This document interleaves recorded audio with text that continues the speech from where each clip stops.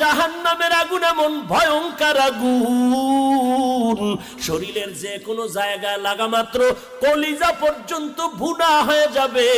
মদিনার নবী বলতেছেন 500 বছর দূর, ওই 500 বছর দূরের থেকে জাহান্নামের আগুনের গরমটা আসিয়া জাহান্নামীর শরীরের মধ্যে যখন লাগবে, জাহান্নামের আগুনের গরমে শরীরের চামড়াগুলো খসে খসে পড়ে যাবে।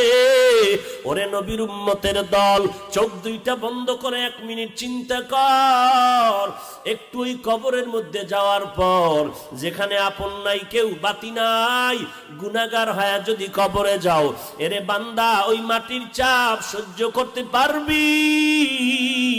ওই কবরের মধ্যে জাহান্নামের আগুন সহ্য করতে পারবানি রে বাবা?